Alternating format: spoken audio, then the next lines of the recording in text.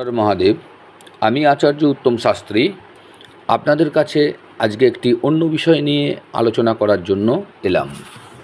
তো সেটা হচ্ছে কি না, অপরা একাদশী। অপরা একাদশীর মাহাত্ম্য কী সেই নিয়ে আজকে আলোচনা করতে এলাম। আমি আচার্য উত্তম শাস্ত্রী। চ্যানেলটি ভালো লাগলে অবশ্যই লাইক সাবস্ক্রাইব করুন, বেশি বেশি করে শেয়ার করুন এবং কমেন্টে জানান আপনাদের এই জিনিসগুলো কেমন লাগছে। শুরু করছি অপরা একাদশীর মাহাত্ম্য।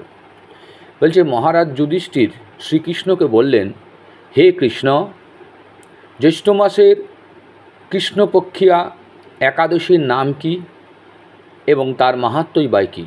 আমি শুনতে ইচ্ছা করি। আপনিও অনুগ্রহ করে তা বর্ণনা করুন। শ্রীকৃষ্ণ বললেন, হে মহারাজ, মানুষের মঙ্গলের জন্য আপনি খুব ভালো প্রশ্ন করেছেন। বহু পুণ্য প্রদানকারী, মহাপাপ বিনাশকারী এবং পুত্র দানকারী এই একাদশী অপরা একাদশী নামেই খ্যাত। এই ব্রত পালনকারী ব্যক্তি জগতে প্রসিদ্ধ লাভ করে। ব্রহ্মহত্যা, গোহত্যা, ভ্রূণ হত্যা, পরনিন্দা, পরস্ত্রীগমন, মিথ্যা ভাষণ প্রভৃতি গুরুতর পাপ এই ব্রত পালনে নষ্ট হয়ে যায়।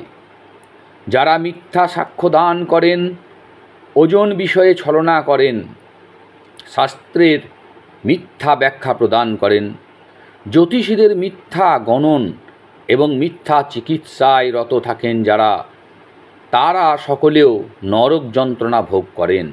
এ সমস্ত ব্যক্তিরাও যদি এই ব্রত পালন করেন তবে তার সমস্ত পাপ থেকে মুক্ত হয়।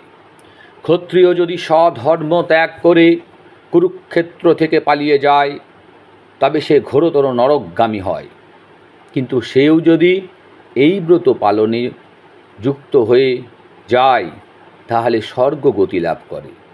মকর রাশিতে সূর্য অবস্থানকালে মাঘ মাসে প্রয়াণ স্নানে যে ফল লাভ হয়, শিবরাত্রিতে কাশীধামে উপবাস করলে যে পুণ্য হয়, গয়াধামে বিষ্ণুপাদ পদ্মে পিণ্ডদানে যে ফল লাভ হয়, সিংহ রাশিতে বৃহস্পতির অবস্থানে গৌতম নদীতে স্নানে, কুম্ভে কেদারনাথ দর্শনে, বদ্রিকাশ্রম যাত্রায় এবং বদ্রীনারায়ণ সেবায়, সূর্যগ্রহণে, কুরুক্ষেত্র স্নানে, হাতি ঘোড়া স্বর্ণদানে এবং দক্ষিণাসহ যজ্ঞ সম্পাদনে যে ফল লাভ হয়, এই ব্রত পালন করলে অনায়াসে সেই সকল ফল লাভ করা যায়।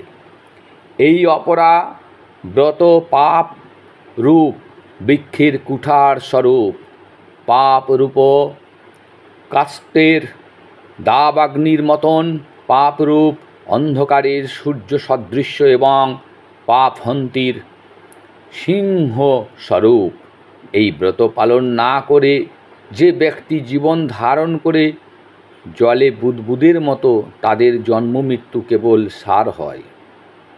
অপরা একাদশীতে উপবাস করে বিষ্ণু পূজা করবে, তাহলে সর্ব পাপ মুক্ত হবে এবং বিষ্ণু লোকে গতি হবে। এই ব্রত কথা পাঠ ও শ্রবণ করলে সহস্র গোদানের মতন ফল লাভ হয়। ব্রহ্মাণ্ড পুরাণ এই ব্রত মাহাত্ম্য বর্ণনা করা হয়েছে। ইতি অপরা একাদশী ব্রত সমাপ্ত। হর হর মহাদেব।